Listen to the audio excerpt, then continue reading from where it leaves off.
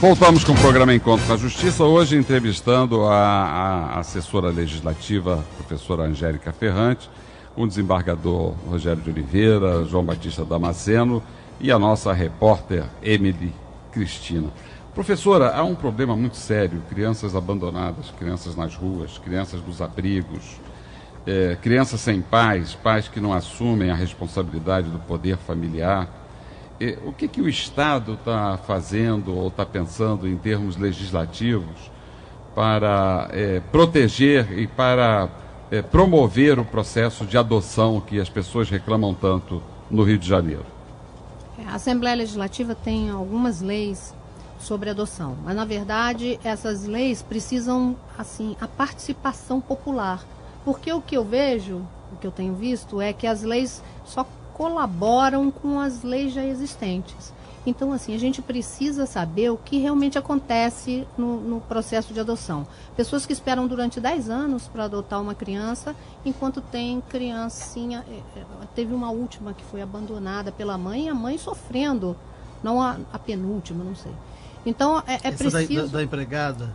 Não, uma anterior, que ela dizia que não podia ficar com o filho e tal, e queria uma coisa melhor para o filho, que ela não podia dar e teve filho, seja lá pela razão que for. Então, eu acho que é preciso... a gente estava fazendo uma pesquisa em que em alguns lugares do mundo as pessoas acabam grávidas e doam seus filhos em lugares até mesmo anonimamente. Vai até lá de uma maneira saudável, quer dizer, consciente, com alguma segurança. A gente precisa abrir a cabeça em relação a isso, né? Enquanto, ao mesmo tempo em que a gente não consegue, algumas pessoas não conseguem adotar crianças, tem um monte de criança desaparecida, não é? Em algum lugar essas crianças, se não foi um fim trágico, essas crianças estão. E provavelmente foram adotadas ilegalmente. O caso daquele menino Pedrinho. O caso mais icônico é esse. Tinha vários filhos, Pedrinho. todos subtraídos criminosamente em maternidade, exatamente.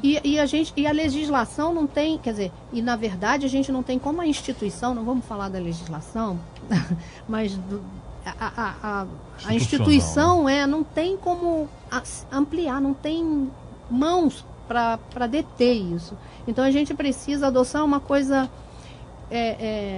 que até me toca bem, porque eu morava perto de um que eles chamavam lar, qualquer coisa, não me lembro o nome, e que ela recebia crianças para adotar, e era muito legal, quer dizer, tinha um efeito social muito grande, apesar dela passar bastante dificuldades, era uma coisa institucional, perfeito.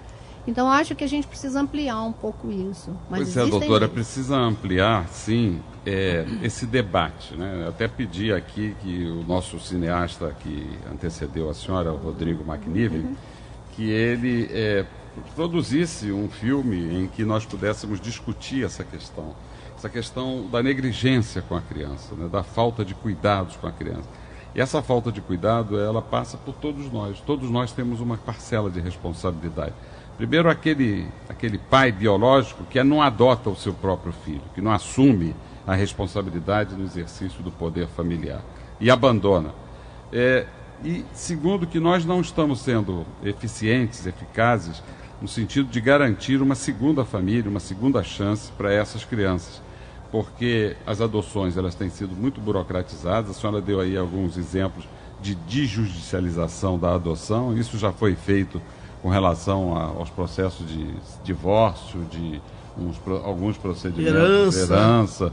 Pois mas não se pensa em fazer isso com relação a crianças, porque criança só é prioridade no texto constitucional, né? No texto legal, a criança é prioridade absoluta, tem direitos a serem respeitados, mas na prática, nenhuma entidade pública, seja ela do judiciário, seja do setor administrativo, eu acho que no setor legislativo é o único que a gente pode elogiar, porque as leis são ótimas, as leis são perfeitas, quase perfeitas. A senhora estava falando aí em modificar o estatuto, por favor, não modifique o seu pensamento, mas não modifique o estatuto. Vamos fazer com que o estatuto seja respeitado, cumprido. Isso é que tem que fazer, né? E as crianças, elas têm direito de ter uma família, porque as crianças crescem nos abrigos, abandonadas, ficam velhas, como crianças, como adolescentes, e saem daquele perfil ideal que os pais indicam que é aquela idade idealizada, né?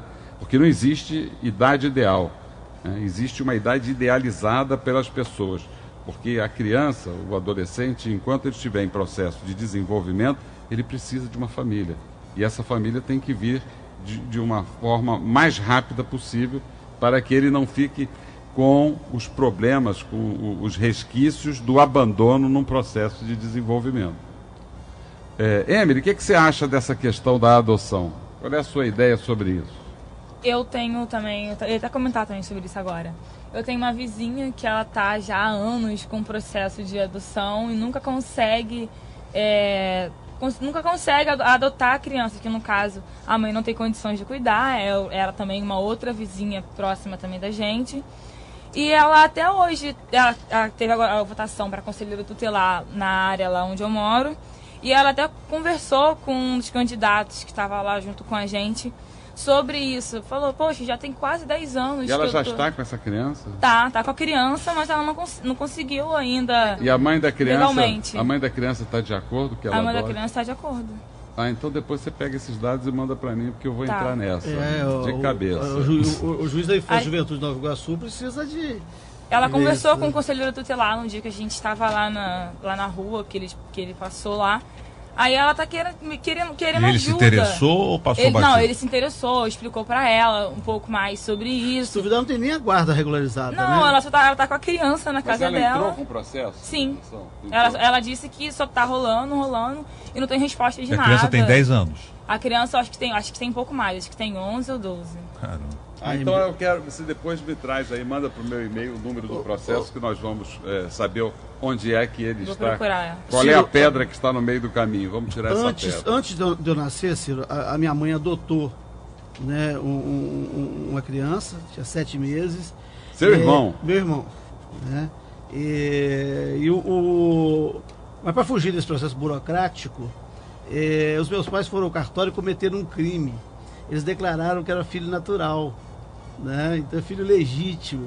Não teve burocracia nenhuma, é crime, né? Está prescrito. Quer dizer, está prescrito não, até porque os meus pais já faleceram, não poderiam ser punidos hoje, né? Mas sem burocracia nenhuma, porque se tivessem naquela época que recorrer também, teriam muita burocracia, né? Eu tive semana com ele, né? E é muito interessante, né, que nós falamos da nossa infância, e eu te contei isso, que ele falou assim: eu sou muito grato, né, a todos vocês. Vocês me recepcionaram nessa família, né, e uma família que eu não teria. Né? Então, meu irmão, uma pessoa que se integrou de tal ordem que não há nenhuma distinção, né, entre o que veio por um método diferente, né, do que era o método irregular, natural. né? Mas que, né, meus pais foram ao cartório. Lembrando, né, aqui, Ciro, registraram como filho natural e ponto. Lembrando que nós recebemos no outro programa nosso, o Encontro com a Justiça, uma menina que você fez a adoção dela, adoção internacional, foi para a França, a família francesa dela lá, lembra disso? Ela nunca deixou a família biológica aqui, se fez na França e veio visitar e visitou o nosso programa na rádio. Não, inclusive, é a mãe da Lohana responsável por aquele projeto de direitos humanos nas escolas. Ah, sim. Françoise Chen, que é uma francesa que ela visita. Porque a adoção internacional tem muito mais assim, mais perigo do que a adoção nacional, né? E no entanto, as pessoas são muito mais dispostas a adotar. Essa menina Lohana, ela tinha 7 anos de idade quando ela foi adotada, era uma menina de rua. Foi adotada e ela formou-se, a formatura dela foi ano passado na Sorbonne. Olha só, das ruas do Rio de Janeiro para a Sorbonne. Mas eu queria passar um alerta aqui, que a nossa Rede Jurídica TV é um alerta que você tem que ter muito alerta, muito cuidado com isso, porque você estar deixando de socorrer uma criança. Diz o seguinte: se encontrarem uma criança chorando em qualquer lugar, dizendo que está perdida dos pais, que tem o endereço nas mãos, mas que não sabe ir para casa, e pedir para você levá-la até a casa dela, no endereço citado pela criança, não a leve. Chame imediatamente uma viatura policial ou um conselho tutelar que estiver próximo mas nunca siga para o conselho, para o endereço indicado, porque isso é uma cilada que está sendo utilizada aqui na cidade do Rio de Janeiro e na Baixada Fluminense. Então, é uma alerta que está sendo feita, mas, por favor, não deixe de socorrer essa criança. Porque pode ser uma criança efetivamente perdida, né? Pode ser uma criança perdida e você deixar de socorrer por causa desse preconceito aí, do medo pelo medo, né? Exatamente. Né, desembargador Damasceno? Quer dizer, assim, quando encontrar uma pessoa chorando, né? Pode ser criança, uma criança não devia nunca chorar. Né? Eu tenho muita atenção nessa coisa da criança chorando. E uma pessoa chorando, às vezes a pessoa quer chorar sozinha, né? Às vezes é bom não intervir também. Chorar de alegria. Mas é aquela coisa, ver encontrar uma pessoa chorando, há de despertar a solidariedade, né? E às vezes pelo medo, né? A gente acaba, né? A pessoa cai na rua, você passa longe, por que ele caiu, não quero ser testemunha, a pessoa está com um problema que precisa de ajuda, né? Eu acho que a gente não tem que abdicar um pouco do medo e exercitar mais a solidariedade, né? A solidariedade e a cidadania. Claro, tomando com alguns cuidados, como nesse caso aí, né? Mas aparece de vez em quando nas cidades umas lendas, no meu tempo de juiz da infância, muitas vezes eu recebi notícia de que crianças estavam sendo sequestradas no shopping center para tirar os órgãos. Isso nunca apareceu nenhuma criança sem órgão, nunca apareceu nenhuma mãe para reclamar que o filho tinha sido sequestrado. Então a gente tem que tomar muito cuidado com essas lendas que andam por aí. Mas, Emily, eu lembrei aqui de uma coisa que você pode falar lá para sua vizinha. Existem em todos os lugares do Brasil grupos de apoio à adoção. Então, talvez, se ela ajudar procurar um grupo de apoio à adoção lá em Nova Iguaçu, você entra na internet, tem vários grupos de apoio. E esses grupos de apoio são pessoas, pais, familiares, que já adotaram crianças e que ajudam aqueles que estão em processo de adoção, que têm uma experiência. Então, talvez seja esse o caminho, mas independente disso, me passa o número do processo que nós vamos procurar ajudar. Mas, professor... Tá bom? Pode deixar. Tá, fala lá com a sua vizinha. E você conhece o menino? Assim, eu conheço. Ela, vizinha, assim, ela mora numa rua depois da minha. Mas eu sempre tive contato com ela e tal. A criança eu já conhecia, mas não por estar com ela, por estar com a mãe. Aí depois eu fui morar em outro lugar, voltei. E a criança está com ela. Peraí, você está dizendo que teve uma fase em que a criança estava com a mãe? Esteve com a mãe. Depois a mãe viu que não tinha condição, de que do jeito que estava não dava, entregou para ela. Ela pediu a criança, ela deu. Simplesmente assim, deu a criança. Aí ela foi recorrer na justiça pela adoção. Adoção legal, mas até então a criança está com ela. Você está me dando um dado aqui que a gente tem que examinar, que pode ser o problema. O problema é que uma mãe insegura, que ela não sabe se dá ou não dá. Uma hora ela quer dar, outra hora ela não quer dar. E isso o juiz tem que tomar muito cuidado, porque a preferência é de permanência da criança com a mãe biológica.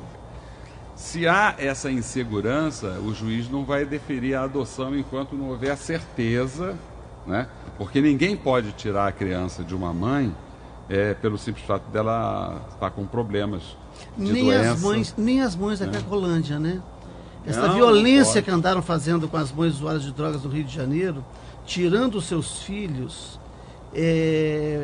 abruptamente, violentamente e entregando para doação, isso é algo criminoso.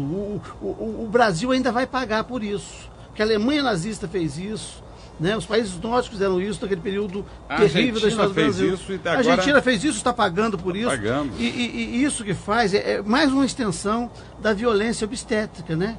Pega a mãe fragilizada, no momento, a mãe usuária de drogas, no momento que ela tem um filho, e arranca dela ali uma assinatura num papel, um consentimento para entregar o filho à adoção, e essa mãe só vai saber da perda do filho em momento posterior. Professora Angélica, tem alguma proposta de criação, tem lá na Assembleia alguma comissão voltada para a questão da adoção de crianças? Não, especificamente não. Tem a comissão da criança, né, e do adolescente que já tratou várias vezes, já fizeram várias audiências e trata disso especificamente. Uma específica, não. Não tem. Mas a senhora já ouviu falar que tem o Dia Nacional da Adoção, 25 de maio, né? Que é celebrado. A Assembleia tem feito algum evento Não, que eu saiba, não. Não. Mas então a senhora aí É uma boa ideia. faça essa sugestão lá para o presidente Jorge Pisciani. Tem Pisciani na presidência aqui, tem Pisciani lá na Câmara dos Vereadores, tem Pisciani na Secretaria do município, né? Transporte, Pisciani, o nome de Pisciani, a rede dele já está bastante ampla, não é isso? Tá. É um negócio complicado. Agora, Pisciani vem de Pescou peixe. bem, né? mas Rede tá pesada. eles não são originários, eles não são daqui do Rio de Janeiro, não. Eles são do Centro-Oeste brasileiro. O Pisciani velho já foi auditor tributário, fiscal de rendas no seu estado de origem, né? Deixou o cargo público, né? Eu não vou falar nada mais sobre isso, não. Mas só ontem, com essa informação. Mas ontem a cidade ficou parada. Ontem a cidade ficou parada e disseram, Rogério, que ficou parada porque faltou perícia. Imediatamente eu estou ligado no rádio lá na Band News e de repente, aliás, não era na Band News não, era na 760 Manchete AM. De repente o repórter Enio Paes anuncia quem está lá no lugar imediatamente. A presidente do sindicato, a presidente da Associação de Peritos do Rio de Janeiro, doutora Denise já estava lá, Denise Rivera já estava lá dizendo, o que é isso? O perito chegou aqui em 10 minutos, se depois não retiraram o cadáver do local, porque estavam querendo investigar quem tinha roubado o revólver da vítima, e já não é responsabilidade do perito. Mas isso é que é presidente, sempre presente, não é isso? Sempre presente, sempre atuante e na defesa institucional da categoria dela. Né? Isso é uma maravilha. E ela é linha dura, rapaz. Eu tenho um amigo que de vez em quando me fala do quanto ela é linha dura. Ela enquadra mesmo. Denise, querida, um beijo para você, parabéns. Mas olha, agora vamos para o Jornal Manchete 760, edição das 12 horas com Enio Paes. A Rádio de Verdade apresentou Encontro com a Justiça, com o desembargador Ciro Darlan.